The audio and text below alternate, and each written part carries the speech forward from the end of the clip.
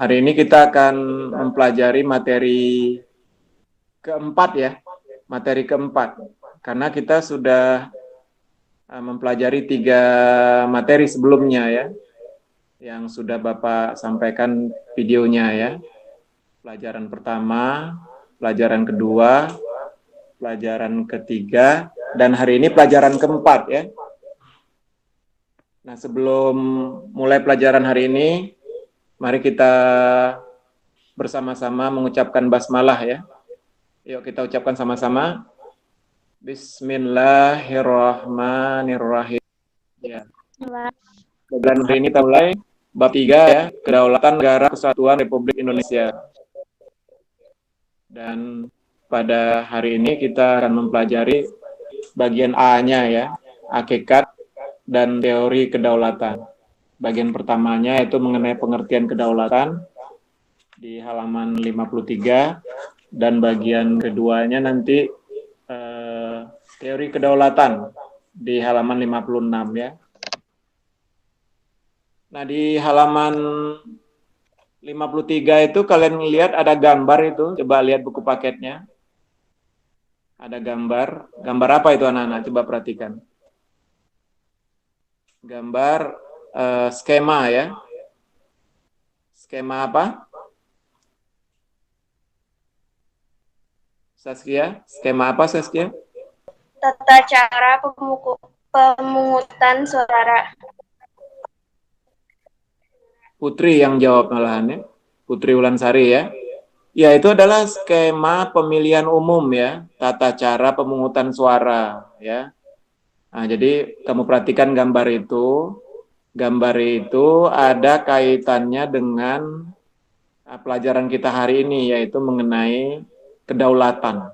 Mengenai kedaulatan ya. Itu kamu lihat, itu adalah gambar orang-orang yang akan melaksanakan haknya ya, yaitu memilih. Hak memilih ya. Jadi urutan-urutannya seperti itu. Panah yang pertama kalian lihat itu adalah masuk kan. Jadi pemilih masuk, kemudian dia ke meja petugas ya untuk mengisi daftar hadir. Kemudian panah yang kedua dia duduk dulu menunggu kan. Menunggu.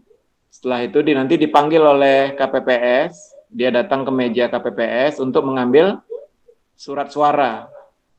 Nah, jadi dia nanti di surat suara itu ada calon-calon atau partai-partai yang akan dipilih gitu.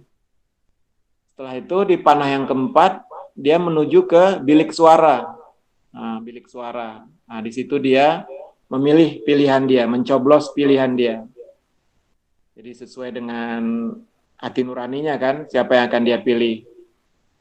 Kalau pemilihan presiden mana yang akan dia pilih, calon mana yang akan dia pilih, atau kalau pemilihan anggota DPR atau DPD, orang mana atau calon mana yang akan dia pilih, sesuai dengan hati nuraninya masing-masing kan.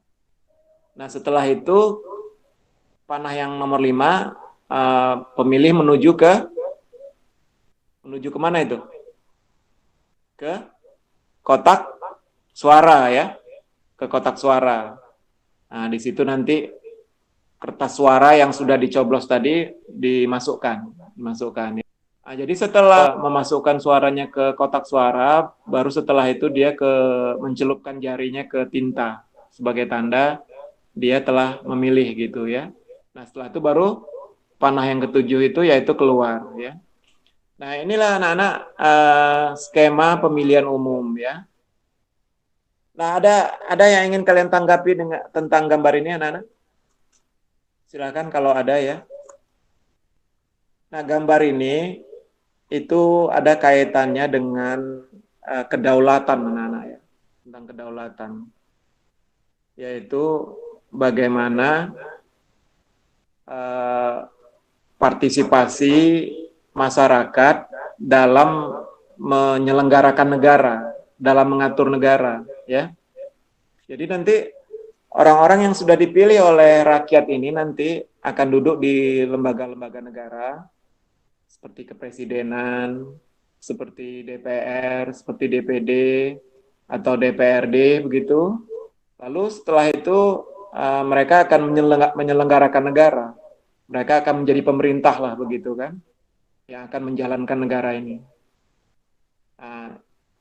Ini nanti ada kaitannya dengan kekuasaan, kedaulatan ya.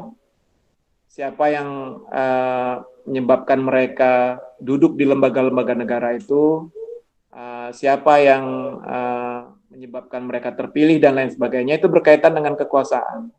Ya, itulah yang akan kita pelajari hari ini, yaitu tentang kedaulatan, ya. Nah, untuk lebih jelasnya tentang kedaulatan ini, Bapak ingin kalian baca dulu halaman 54. Bapak persilakan Putri. Coba Putri buka halaman 54. Coba baca alinea ketiga.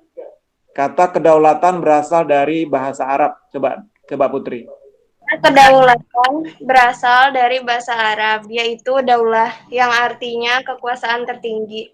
Pengertian kedaulatan itu sendiri adalah kekuasaan yang tertinggi untuk membuat undang-undang dan melaksanakannya dengan semua cara yang tersedia. Oleh karena itu, kedaulatan rakyat membawa konsekuensi bahwa rakyat adalah pemegang kekuasaan tertinggi dalam kehidupan bermasyarakat dan bernegara. Kedaulatan rakyat berarti juga pemerintahan mendapatkan mandatnya dari rakyat, oleh rakyat, dan untuk rakyat. Pemerintahan oleh rakyat mengandung pengertian bahwa pemerintahan yang ada diselenggarakan dan dilakukan oleh rakyat sendiri. Gaya pemerintahan seperti ini disebut dengan demokrasi. Demokrasi adalah pemerintahan dari, oleh, dan untuk rakyat. Terima kasih ya Putri ya, alhamdulillah ya. Nah, jadi anak-anak sekalian, skema pemungutan suara tadi, gambar orang yang sedang melaksanakan pemilihan umum tadi, itu ada kaitannya dengan kedaulatan negara, kedaulatan atau kekuasaan ya. Nah, kedaulatan itu berasal dari bahasa Arab ya, daulah, yang artinya kekuasaan tertinggi. Jadi kedaulatan itu bukan kekuasaan biasa, anak-anak. Dia merupakan kekuasaan tertinggi. Jadi tidak ada lagi yang lebih tinggi dari kedaulatan. Nah, jadi kekuasaan tertinggi ini ada kaitannya dengan kekuasaan seseorang atau sekelompok orang nanti dalam menyelenggarakan negara, dalam melaksanakan negara, yaitu membuat undang-undang dan melaksanakannya dengan semua cara yang tersedia. Jadi berkaitan dengan kekuasaan negara nanti. Siapa yang akan duduk, akan menjalankan kekuasaan tertinggi itu nanti, itu berkaitan dengan kedaulatan. Nah, kita mengenal istilah kedaulatan rakyat, anak-anak. Kedaulatan rakyat. Kalau kedaulatan rakyat berarti kekuasaan tertingginya ada di tangan rakyat. Ya. Jadi berarti dalam hal itu kalau kedaulatan rakyat berarti rakyatlah yang memegang kekuasaan tertinggi. Jadi negara itu dijalankan oleh rakyat, diatur oleh rakyat. Nah, itu konsekuensi dari kedaulatan rakyat. Kalau kedaulatan rakyat ya anak-anak, karena ada beberapa teori kedaulatan yang lain, seperti kedaulatan raja, kedaulatan negara, dan lain-lain sebagainya. Nah, karena pelajaran kita di sini adalah kedaulatan rakyat, jadi kedaulatan itu artinya kekuasaan tertinggi.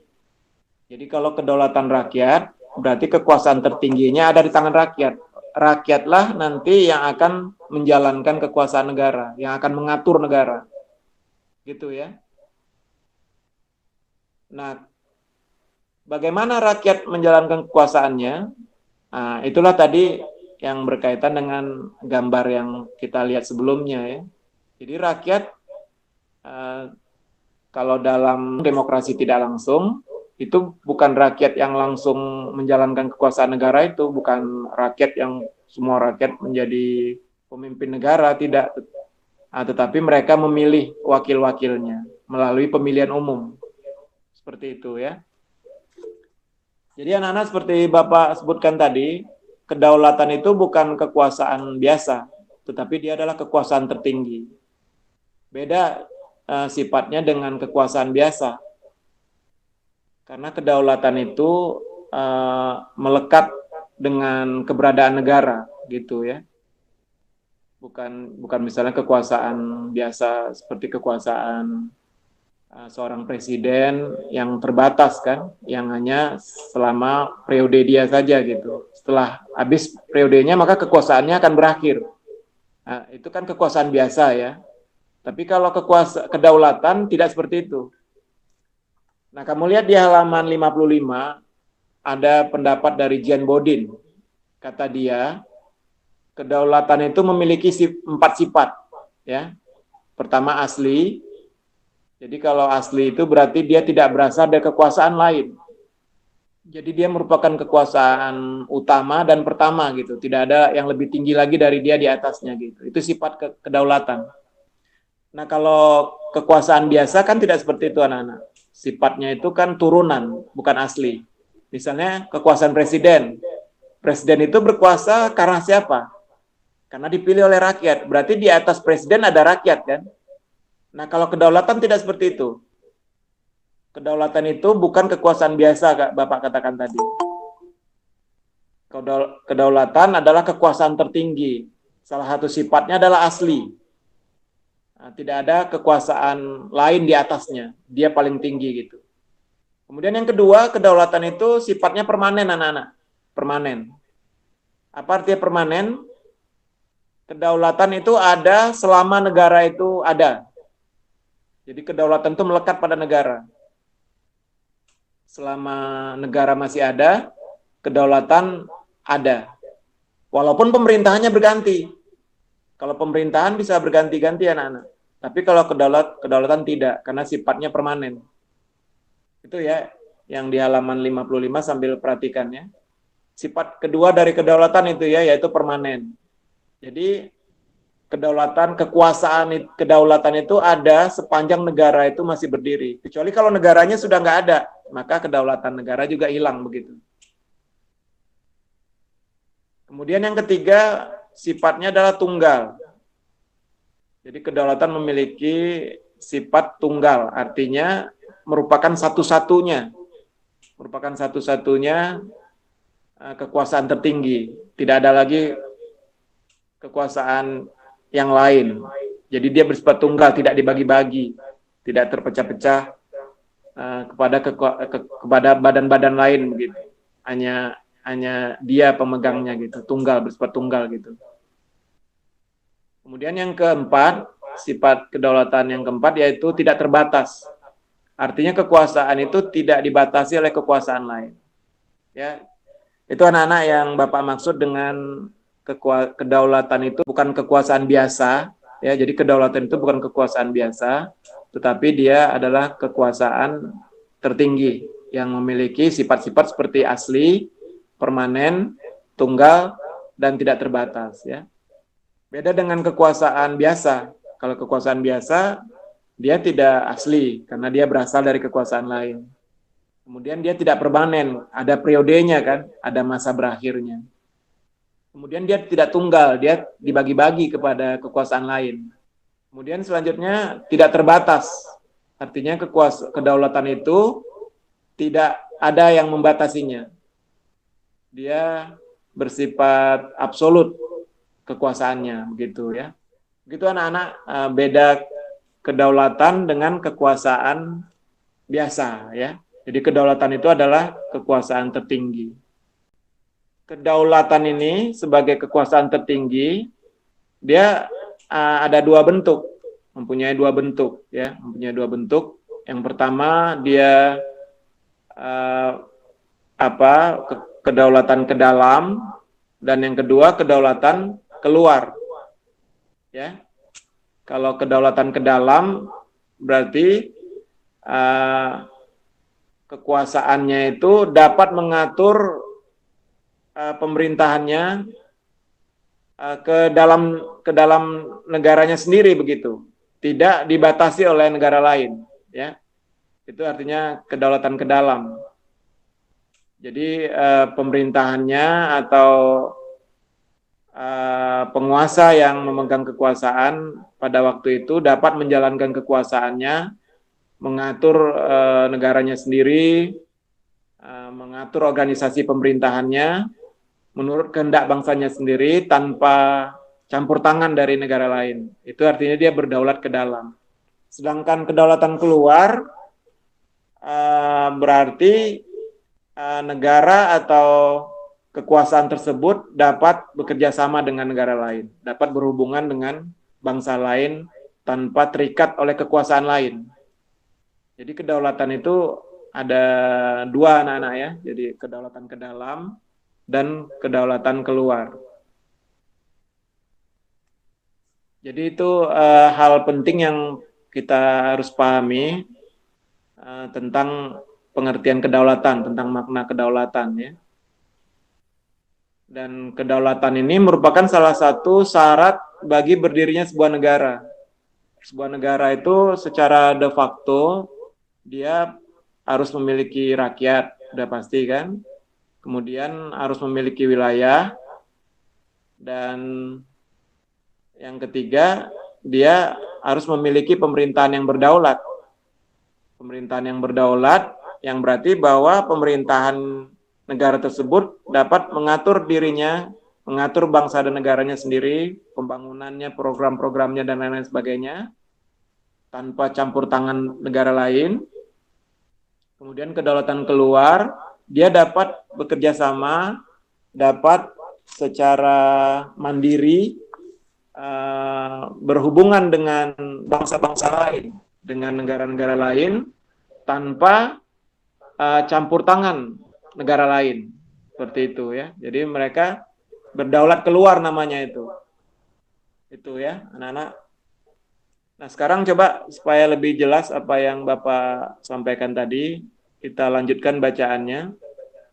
Ya lanjut.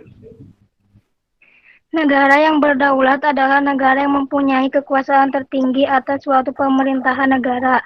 Perjuangan bangsa Indonesia untuk memperoleh suatu kedaulatan berhasil meraih titik puncaknya pada saat proklamasi kemerdekaan pada tanggal 17 Agustus 1945.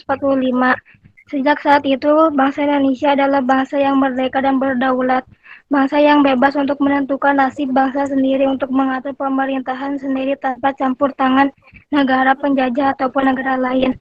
Adanya pemerintahan yang berdaulat merupakan salah satu unsur konstitutif dari sebuah negara mereka secara de facto, di samping harus memiliki rakyat dan wilayah. Iya, makasih Siti Fatimah ya. Jadi kalau kita bayangkan sebuah negara tanpa kedaulatan, berarti dia masih berada di bawah kekuasaan negara lain, masih berada dalam penjajahan negara lain ya. Jadi dia tidak dapat mengatur negaranya sendiri, atau yang kita namakan dengan kedaulatan ke dalam, dan tidak dapat bekerja sama dengan negara lain, ya, hubungan luar negeri lah begitu ya. Mereka masih diatur atau dibatasi oleh negara yang menjajah dia begitu ya. Nah, negara yang seperti ini disebut sebagai negara yang tidak berdaulat. Negara yang tidak berdaulat berarti negara yang masih dijajah oleh negara lain. Jadi sebuah negara, kedaulatan yang dimilikinya itu sangat penting bagi mereka. Itu artinya mereka memang berkuasa secara penuh kepada negaranya, tidak berada di bawah bayang-bayang negara lain gitu. Artinya tidak berada dalam kekuasaan negara lain gitu. Itu ya anak-anak ya, tentang kedaulatan. Nah lalu kita kembali ke pengertian kedaulatan tadi, yaitu berkaitan dengan kedaulatan rakyat. Kalau kita sebut kedaulatan rakyat berarti kekuasaan tertinggi itu di dalam negara itu adalah di tangan rakyat. Tetapi bagaimana rakyat menjalankannya? Bisa secara langsung, bisa secara tidak langsung. Kalau yang secara langsung disebut dia sebagai demokrasi langsung. Sedangkan yang tidak langsung disebut dia demokrasi perwakilan. Demokrasi perwakilan ya. Itu ya. Jadi kedaulatan rakyat itu berarti ada keterlibatan rakyat di dalam penyelenggaraan negara. Dan kalau dalam demokrasi perwakilan itu dilaksanakan dengan cara memilih wakil-wakilnya. Jadi wakil-wakil yang dipilih itu berasal dari rakyat, kemudian mereka bekerja untuk rakyat, dari rakyat, oleh rakyat, dan untuk rakyat begitu ya.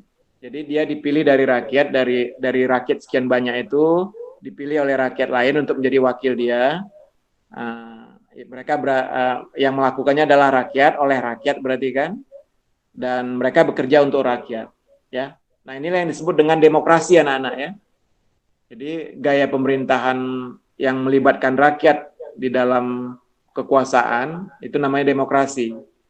Demos, kratos. Demos artinya rakyat, kratos artinya kekuasaan. Jadi kekuasaan rakyat gitu. Dari rakyat, oleh rakyat, untuk rakyat. Demokrasi langsung bercirikan rakyat mengambil bagian secara pribadi dalam tindakan-tindakan dan pemberian suara untuk membahas serta mengesahkan undang-undang.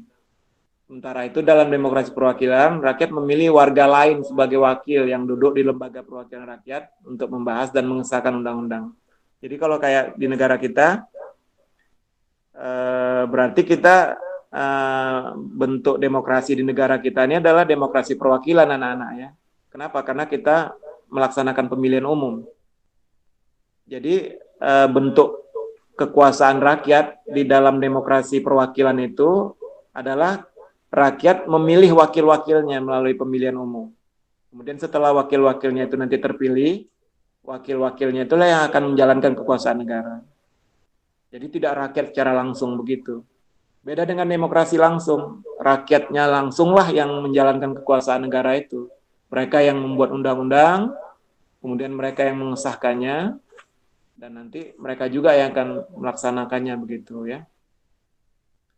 Jadi demokrasi langsung itu cirinya adalah rakyat mengambil bagian secara pribadi dalam tindakan-tindakan dan pemberian suara untuk membahas serta mengesahkan undang-undang. Jadi rakyat terlibat langsung semuanya.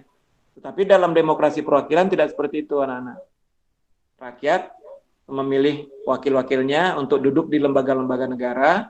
Nah, kemudian rakyat yang duduk, yang terpilih di lembaga-lembaga negara inilah nanti akan menjalankan negara. Gitu. Itu anak-anak ya.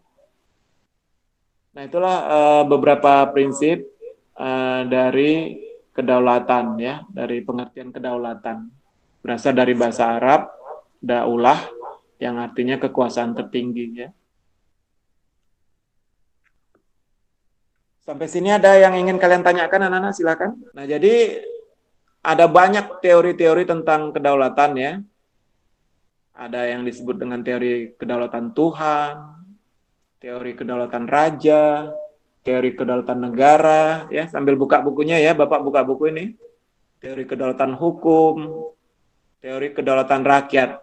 Ada 5 berarti ya. Nah, itu masing-masing teori ada ahli-ahlinya masing-masing. Ada pakar-pakarnya yang memberikan pendapatnya ya. Coba Bapak persilakan gestap dulu nih. Baca bagian A-nya. Teori kedaulatan Tuhan. Pegang buku paket nggak gestap? Ya, Pak. Ya, silakan. Dengarkan ya. Teori kedaulatan Tuhan merupakan teori kedaulatan yang pertama dalam sejarah. Teori ini mengajarkan bahwa negara dan pemerintah mendapat kekuasaan tertinggi dari Tuhan sebagai asal sesuatu prima. Menurut teori kedaulatan Tuhan, kekuasaan yang berasal dari Tuhan itu diberikan kepada tokoh-tokoh negara yang terpilih. Secara kodrati ditetapkannya menjadi pemimpin negara berperan selaku wakil Tuhan di dunia. Dianut oleh raja-raja yang mengaku sebagai keturunan dewa, misalnya para raja Mesir kuno, kaisar Jepang, kaisar Tiongkok, raja Belanda, Bait Great God, kehendak Tuhan, dan raja Ethiopia Haile Selassie, singa penakluk dari suku Yuda pilihan Tuhan.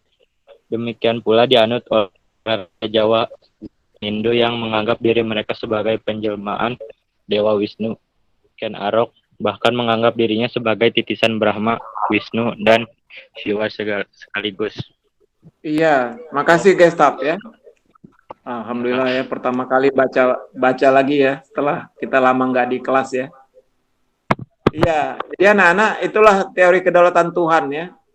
Jadi teori kedaulatan Tuhan mengatakan bahwa kekuasaan tertinggi itu berasal dari Tuhan. Nah ini teori ini dipakai ketika awal-awal awal-awal adanya kekuasaan negara ya anak-anak ya. Jadi kalau sekarang mah teori ini udah jarang dipakai ini ya. Jadi menurut mereka para penguasa negara pada saat itu bahwa kekuasaan yang mereka miliki itu berasal dari Tuhan gitu. Jadi Tuhan memberikan kekuasaan kepada dia sebagai orang yang terpilih gitu untuk menjalankan kekuasaan negara. Gitu kata teori ini ya. Jadi makanya pada masa lalu itu contohnya misalnya pada para raja Mesir kuno, kalian ingat Firaun kan ya? Kalau Firaun mah bukan menganggap kekuasaannya dari Tuhan lagi, bahkan lebih dari itu. Dia Tuhan katanya kan, Firaun itu ya, kita baca kan, zaman Nabi Musa itu kan. Firaun menyuruh rakyatnya menyembah dia gitu, ya. Jadi ini pada masa-masa kekuasaan-kekuasaan lama anak-anak ya, pada masa kekuasaan-kekuasaan kuno ya. Contohnya Raja Mesir kuno, Kaisar Jepang, sampai sekarang pun masih ada Kaisar Jepang ya. Jadi rakyatnya percaya dia itu adalah titisan Tuhan gitu. Begitu ya kepercayaannya, sehingga dia berkuasa terus sampai sekarang turun-temurun ya. Termasuk juga Kaisar Tiongkok, Raja Belanda ya. Pokoknya raja-raja yang kita kenal sekarang ini, itu dulunya mereka menganggap adalah titisan Tuhan gitu. Mereka berkuasa atas perintah Tuhan gitu. Itu menurut teori kedaulatan Tuhan ya. Tapi kalau sekarang ini, raja-raja yang ada sekarang ini yang kita kenal ya, kayak Belanda kan masih bentuk kerajaan kan, Jepang juga masih bentuk kerajaan, Thailand juga masih bentuk kerajaan, tidak seperti teori kedaulatan Tuhan ini ya anak-anak ya. Jadi mereka kalau sekarang ini sudah menjadi kerajaan yang konstitusional, kerajaan yang konstitusional. Jadi dia raja sebagai kepala negara kan, tetapi dalam menjalankan pemerintahan mereka sudah ada pemerintahnya ya, perdana menterinya ya, dan mereka menjalankan pemerintahan berdasarkan konstitusi, berdasarkan undang-undang dasar. Jadi kekuasaannya tidak lagi seperti teori kedaulatan Tuhan ini, tidak absolut lagi ya. Jadi raja memang masih dijadikan sebagai simbol negara, tetapi pemerintahan dijalankan oleh sistem demokrasi ya. Jadi ada pemilihan umumnya juga, ada pertanggungjawaban juga gitu ya. Gitu anak-anak. Karena berasal dari Tuhan, maka kedaulatan negara bersifat mutlak dan suci. Jadi anak-anak kalau teori kedaulatan Tuhan ini nanti ujung-ujungnya pemimpinnya itu jadi absolut. Ya. Tidak bisa diganggu gugat karena dia bersifat mutlak dan suci. Kalau ada yang mau berani protes demo-demo gitu kan nggak mungkin kan? Itu sama dengan memprotes Tuhan gitu katanya gitu ya. Jadi seluruh rakyat harus setia dan patuh kepada raja yang melaksanakan kekuasaan atas nama dan untuk kemuliaan Tuhan gitu ya. Itu teori kedaulatan Tuhan ya anak-anak ya. Nah kalau sekarang ini hampir udah nggak ada yang seperti ini ya anak-anak, karena negara-negara di dunia saat ini sudah menjalankan prinsip konstitusional ya. Jadi ada undang-undang dasar. Jadi walaupun ada raja, raja itu dijadikan sebagai simbol negara, sebagai pemersatu, sedangkan pemerintahannya dikelola secara konstitusional oleh pemerintahan yang dipilih oleh rakyat gitu. Rata-rata sudah seperti itu ya. Nah baik anak-anak ya, itulah teori kedaulatan Tuhan ya. Jadi raja berbentuk kerajaan-kerajaan, monarki ya, kerajaan-kerajaan, dan dia menganggap dia adalah utusan Tuhan, titisan Tuhan, dia berkuasa. Bagaimana dia mengatakan dia Tuhan ya? Tidak tahu lah Bapak ya, tapi seperti itu ceritanya. Sehingga rakyat harus tunduk pada dia dan dia berkuasa turun-temurun sampai ke anak cucunya ya. Mungkin pada waktu itu rakyat lemah barangkali ya. Mungkin dia sakti, lalu dia menganggap dia titisan Tuhan dan dia diangkat jadi raja gitu, menguasai wilayah tersebut. Dia sampai hari ini kan. Tapi hari ini udah jauh lebih baik lah, udah jauh lebih modern ya, nggak seperti teori kedaulatan Tuhan yang kita baca tadi ya. Nah selanjutnya, jadi anak-anak negara-negara yang menganut teori kedaulatan Tuhan ini ujung-ujungnya nanti akan menjadi tirani, yaitu kekuasaannya yang absolut, karena tidak boleh ada kritik kan, jadi tidak demokratis ya. Negara yang menganut teori kedaulatan Tuhan absolut seperti yang kita baca, bukan seperti sekarang ini, itu tidak demokratis, tidak ada pemilihan pergantian kekuasaan, tidak ada kesempatan rakyat lain untuk menjadi pemimpin di negara tersebut, karena dia nggak bisa disentuh kan, diprotes pun nggak boleh. Itu ya ujung dari negara-negara yang menganut teori kedaulatan Tuhan ya. Nah selanjutnya mari kita baca yang kedua, teori kedaulatan raja. Bapak persilakan sekarang Sarmila dulu, coba Sarmila baca kedaulatan raja, buka kameranya biar kelihatan lagi baca. Nanti cuma huruf S aja nanti yang kelihatan. Silakan. Teori kedaulatan raja, Pak. Ya, teori kedaulatan raja. Dengarkan ya.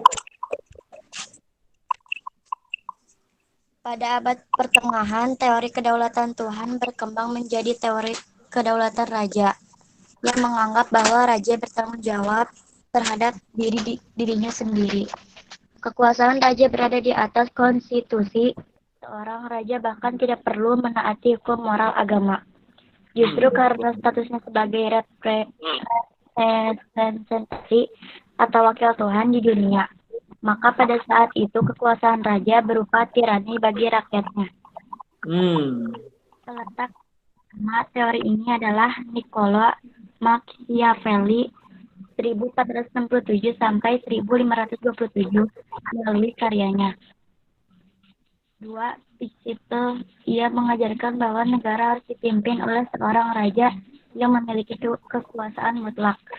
Sementara itu, Jean Bodin menyatakan bahwa kedaulatan negara memang dilambangkan dalam pribadi raja. Namun, raja tetap harus menghormati hukum kodrat, hukum antar bangsa, dan konstitusi kerajaan, leges imperi. Di Inggris, teori ini dikembangkan oleh Thomas Hobbes 1588 sampai 1609.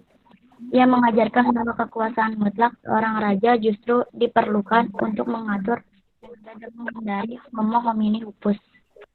Teori kedaulatan raja beranggapan bahwa kekuasaan tertinggi terletak di tangan raja sebagai penjelmaan kehendak Tuhan. Karena kedaulatan dimiliki para raja, akhirnya raja berkuasa dengan sewenang-wenang. Raja Louis IX dan Prancis dengan sombongnya berkata, Louis 14 dari Prancis dengan sombongnya berkata, L'État c'est moi, negara adalah saya. Masya Allah ya, luar biasa ya. Makasih Sarmila ya, Siti Sarmila ya. Jadi itulah anak-anak teori kedaulatan raja ya. Jadi dari teori kedaulatan Tuhan itu berubah menjadi teori kedaulatan raja, anak-anak ya. Jadi menurut teori kedaulatan raja ini, raja adalah penguasa tertinggi. Kedaulatan raja, kedaulatan tertinggi ada di tangan raja gitu ya. Jadi kalau yang tadi mereka masih mengakui Tuhan, kalau di kedaulatan Tuhan, Tuhan adalah pemegang kekuasaan tertinggi. Entah bagaimana akhirnya kan dari kekuasaan Tuhan, yang menjalankan kekuasaan Tuhan itu kan manusia juga dalam bentuk wujud raja begitu kan. Nah, tapi entah kelamaan Tuhan mereka abaikan barangkali, mereka lah menjadi kekuasaan tertinggi, raja menjadi kekuasaan tertinggi, kata teori kedaulatan raja ya. Walaupun mereka tetap mengatakan mereka adalah penjelmaan Tuhan begitu ya, wakil Tuhan di dunia gitu. Masya Allah, Tuhan punya wakil ya. Jadi akhirnya mereka mengangkat dirinya sebagai pemegang kekuasaan tertinggi. Jadi akhirnya raja-raja seperti ini, penguasa-penguasa seperti ini akan berujung kepada kekuasaan yang absolut, anak-anak, yaitu tirani, merupakan penindas terhadap rakyat begitu, karena mereka nggak bisa disalahkan. Mereka itu benar secara mutlak walaupun dia salah gitu ya. Jadi tetap tidak demokratis juga, anak-anak ya. Jadi teori kedaulatan Tuhan maupun teori kedaulatan raja nanti ujung-ujungnya sama-sama tidak demokratis. Karena mereka itu dianggap sebagai penjelmaan Tuhan begitu. Mereka suci, mereka tidak dapat dikritik dan mereka tidak dapat diganggu gugat. Bahkan contohnya itu Raja Prancis itu, Louis XIV. Dia mengatakan negara adalah saya gitu. Jadi tidak, yang lain mah bukan apa-apa lah, sebagai budak-budak mereka, rakyat dianggap sebagai budak-budak mereka yang harus tunduk dan patuh kepada apa kata dia gitu. Hukum itu adalah apa kata dia kayak gitu ya. Jadi akhirnya kedaulatan yang dimiliki pada raja itu akan menyebabkan mereka berkuasa secara sewenang-wenang gitu ya. Itu akhir dari teori kedaulatan Tuhan dan teori kedaulatan raja ya, yang melahirkan pemimpin-pemimpin yang sewenang-wenang ya, tidak demokratis ya. Selanjutnya kita teruskan dengan teori kedaulatan negara ya. Bapak persilakan. Siapa dulu nih? Aulia, silakan, ada Aulia. Ada, Teori Pak. kedaulatan negara coba. Menurut teori kedaulatan negara, kekuasaan tertinggi terletak pada negara. Sumber kedaulatan adalah negara yang menurut lembaga tertinggi kehidupan suatu bangsa. Kedaulatan timbul bersamaan dengan berdirinya suatu negara. Hukum dan konstitusi lahir menurut kehendak negara dan diabadikan kepada kepentingan negara. Para penganut teori ini melaksanakan pemerintahan tirani. Hal tersebut terbukti melalui sikap kepala negara yang bertindak sebagai diktator. Ya, terima kasih ya Aulia ya. Ya, Nah, Pak. itu namanya teori kedaulatan negara ya. Teori kedaulatan negara mengatakan bahwa kekuasaan tertinggi terletak pada negara. Sumber kedaulatan adalah negara. Tapi anak-anak, negara itu kan bukan makhluk hidup, bukan manusia kan. Walaupun katanya kekuasaan tertinggi itu berada di tangan negara, tapi yang menjalankan kekuasaan kan manusia juga. Para pemimpinnya juga kan. Nah, jadi ujung-ujungnya pemimpin-pemimpin yang menjalankan kekuasaan dengan teori kedaulatan negara ini nanti tetap akan bertindak sewenang-wenang. Karena kalau ada yang protes atau berbeda pendapat dengan dia, akan dianggap sebagai mengkhianati negara begitu. Karena dia kan berkuasa atas kewenangan negara gitu. Nah, jadilah sebab itu penganut teori ini akan melaksanakan pemerintahan sewenang-wenang, sesuka-suka hati dia aja gitu, sesuka hati pemimpinnya saja begitu. Dan kalau ada yang berani berbeda pendapat dengan mereka, itu akan dihabisi karena dianggap sebagai pengkhianat negara gitu. Ya kan? Misalnya kalau Bapak berkuasa, Bapak anggap bahwa Bapak berkuasa karena kehendak negara begitu. Nah, kalau ada yang berani tidak setuju dengan Bapak atau berbeda dengan Bapak, akan Bapak anggap sebagai mengkhianati negara. Akhirnya yang berbeda pendapat itu akan ditangkap atau dipenjarakan gitu kan. Jadi akhirnya kepala negaranya akan bertindak sebagai diktator, anak-anak. Diktator itu berarti pemerintahan yang sewenang-wenang lah begitu ya. Jadi artinya tidak demokratis. Demokratis itu artinya apa? Artinya ya sistemnya itu melibatkan rakyat. Jadi perbedaan pendapat, keputusan-keputusan itu hasil kesepakatan bersama, gitu, demokratis namanya. Tapi kalau keputusan-keputusan itu, kebijakan-kebijakan itu atas keinginan dia sendiri, itu namanya diktator atau absolut gitu ya. Nah, jadi 3 teori tadi, kedaulatan Tuhan, kedaulatan raja, dan kedaulatan negara itu melahirkan pemimpin-pemimpin yang sewenang-wenang ya. Bahkan teori kedaulatan negara ini banyak dipakai oleh negara-negara komunis ini anak-anak ya. Jadi kalau di negara komunis itu kan rakyat nggak bisa berbeda pendapat dengan penguasanya gitu. Karena dianggap sebagai mengkhianati negara, merongrong negara begitu ya. Itu anak-anak ya, cerita tentang teori kedaulatan negara ya. Nah, selanjutnya ada 2 teori lagi nih ya, yaitu teori kedaulatan hukum dan teori kedaulatan rakyat. Nah, kalau teori kedaulatan hukum sudah pasti berarti bahwa kekuasaan tertinggi berada di tangan hukum.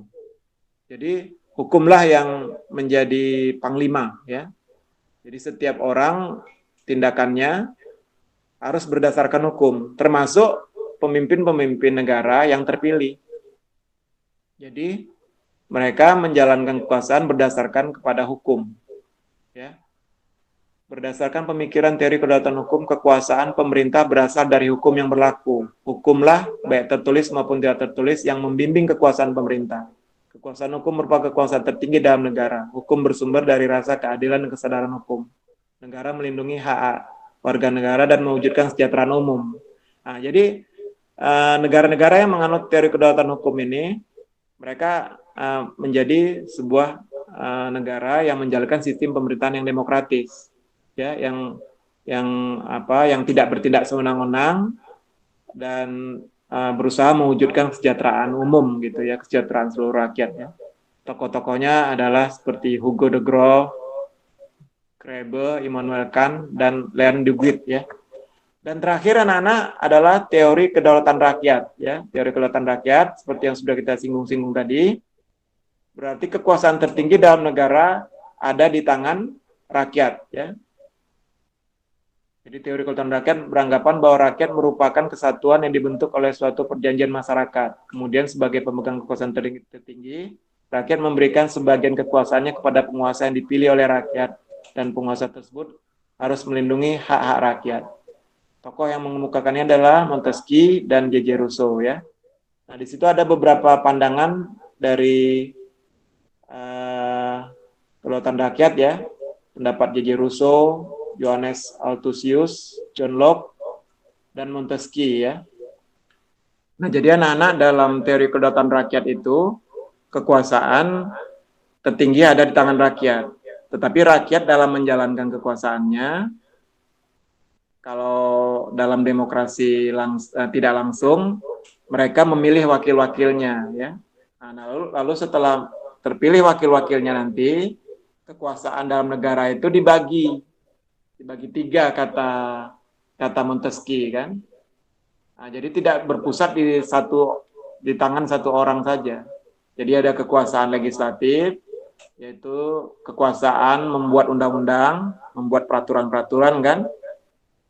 Kemudian ada kekuasaan eksekutif yang menjalankan undang-undang, dan ada kekuasaan yudikatif yang menjalankan atau yang mengawasi jalannya undang-undang. Ya. Nah, jadi ketiga kekuasaan dalam negara ini berada di tangan orang-orang yang berbeda-beda. Sehingga kekuasaan itu tidak berada di tangan satu orang. Karena kalau kekuasaan negara itu berada di tangan satu orang, akan cenderung diselewengkan. Ya. Jadi untuk menghindari adanya penyelewengan kekuasaan, maka kekuasaan dalam negara itu dibagi menjadi 3. Ya. Menurut pendapat Montesquieu. Ya. Ya. Teorinya yaitu separation of power, pemisahan kekuasaan.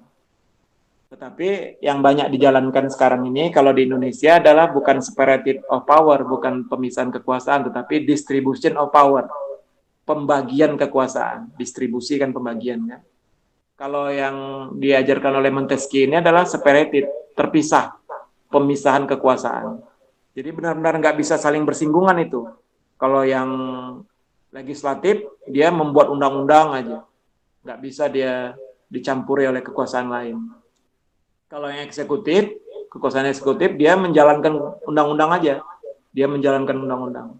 Dan kekuasaan yudikatif untuk mengawasi pelaksanaan undang-undang. Kalau ada yang yang melanggar undang-undang ini nanti akan disidangkan oleh kekuasaan yudikatif ini, yaitu kalau di Indonesia disebut sebagai kekuasaan kehakiman gitu ya. Nah, kalau di Indonesia kita sebut dia bukan separative of power, tapi pembagian kekuasaan, distribution of power. Jadi ada lembaga legislatif seperti DPR, DPD, bahkan MPR juga bisa disebut sebagai lembaga legislatif itu. Nah, mereka DPR, DPD ini kekuasaannya adalah membuat undang-undang. Tetapi undang-undang yang mereka buat ini harus disahkan oleh presiden. Nah, presiden ini adalah lembaga eksekutif. Jadi artinya ada keterlibatan eksekutif dalam legislatif kan? Berarti itu tidak terpisah berarti kan? Tidak separated of power seperti yang disampaikan oleh Montesquieu. Jadi ini lebih kepada distribution, pembagian. Nah, kemudian kekuasaan yudikatif kalau di Indonesia ini kan di Mahkamah Agung, juga Mahkamah Konstitusi. Nah, kekuasaan kehakiman ini ada juga yang dipegang oleh presiden ya, yaitu misalnya dalam memberikan pengampunan ya, grasi kepada orang-orang yang sudah divonis oleh kehakiman bisa mendapat bebas kalau ada pemberian grasi atau pembebasan dari presiden gitu ya. Nah, jadi itu artinya kekuasaan presiden pun ada mencampuri kekuasaan kehakiman atau kekuasaan yudikatif. Nah, jadi yang dijalankan di Indonesia ini adalah distribution of power, anak-anak ya, bukan separative of power seperti yang dikemukakan oleh Montesquieu. Tetapi anak-anak, yang perlu kita pahami adalah dalam teori kedaulatan rakyat ini sekarang kekuasaan itu tidak lagi di tangan satu orang.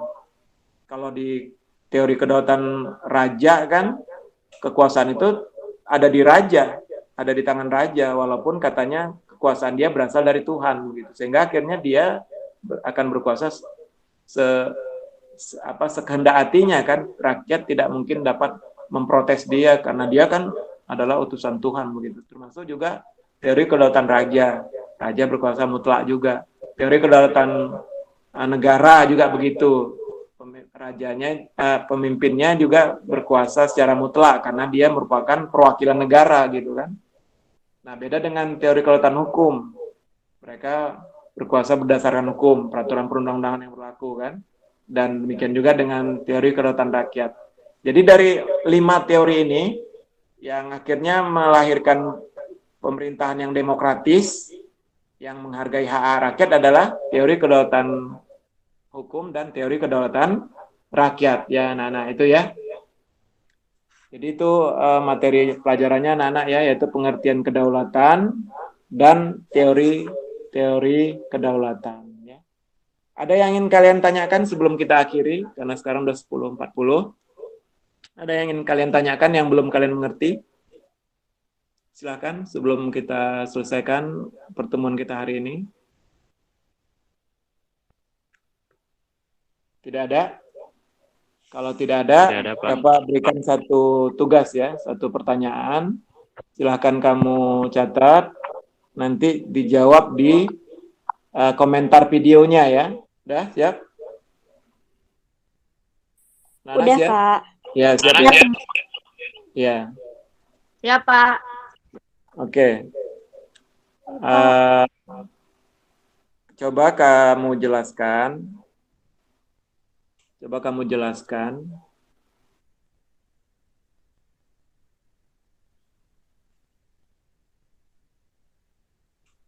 Dari kelima teori kedaulatan,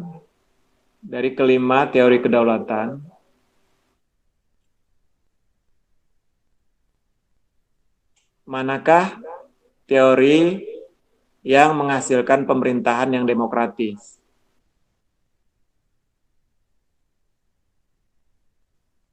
Dari kelima teori kedaulatan, manakah teori yang menghasilkan pemerintahan yang demokratis? Jelas pertanyaannya, anak-anak? Jelas.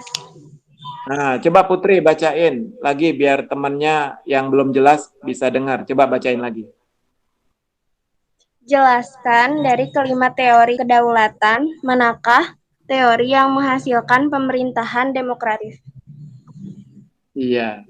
Gampang kan pertanyaannya ya? Gampang ya? Oke? Sudah paham semuanya? Ada yang ingin kalian tanyakan sebelum kita selesaikan? Tidak ada? Baik ya, kalau tidak ada, Bapak harapkan kalian mengerti pelajaran kita yang keempat ini ya, yaitu tentang kedaulatan. Mudah-mudahan menambah wawasan kalian betapa pentingnya kedaulatan bagi suatu negara ya. Karena negara yang tidak berdaulat berarti negara itu berada dalam suatu penjajahan kan. Dan alhamdulillah negara kita termasuk negara yang berdaulat ya. Sejak kemerdekaan kita 17 Agustus 1945 sampai hari ini negara kita adalah negara yang berdaulat. Artinya kita berdaulat ke dalam, kita dapat mengatur negara kita sendiri, pemerintah yang berkuasa dapat mengatur negara kita sendiri, rakyat dapat menjalankan kehidupannya secara bebas. Kemudian kita juga berdaulat keluar, ya kita dapat melakukan kerjasama dengan negara lain tanpa campur tangan dari negara-negara lain gitu ya, negara-negara yang berkuasa lah begitu ya. Jadi alhamdulillah bangsa kita, negara kita termasuk bangsa dan negara yang berdaulat begitu ya. Dan jangan lupa teori-teori kedaulatan itu, sifat-sifat kedaulatan itu ya nanti akan bermanfaat bagi kalian ketika ada ulangan-ulangan gitu ya. Nah, Bapak ingatkan juga kepada kalian sampai hari ini sudah 3 pelajaran yang sudah kita lewati. Pelajaran 1, pelajaran 2, pelajaran 3 ya, dan hari ini adalah pelajaran 4. Nah, nanti untuk raport PTS ya, penilaian tengah semester itu ketiga pelajaran sebelumnya ya, pelajaran 1, 2, dan 3 nilainya nanti masuk raport PTS. Kalau yang keempat ini belum ya, nanti untuk semester ya. Jadi bagi kalian yang belum melaksanakan tugasnya di tugas 1, tugas 2, tugas 3, kemudian belum ikut ulangan harian, juga belum ikut PTS, silahkan dikerjakan aja tugas-tugasnya yang sudah Bapak sediakan di videonya masing-masing kan, di channel YouTube Bapak itu kan. Kalian kerjakan di situ, jangan lupa tulis nama dan kelasnya ya. Nah demikian anak-anak, pelajaran kita hari ini. Bapak ucapkan terima kasih kepada kalian yang sudah hadir ya. Nah mari kita sudahi pertemuan kita hari ini dengan mengucap hamdalah ya. Sama-sama kita ucapkan Alhamdulillah Rabbil Alamin. Sama-sama lagi minggu depan. Assalamualaikum warahmatullahi wabarakatuh ya. Sampai jumpa minggu depan ya. Waalaikumsalam. Assalamualaikum warahmatullahi wabarakatuh. Iya. Assalamualaikum warahmatullahi wabarakatuh.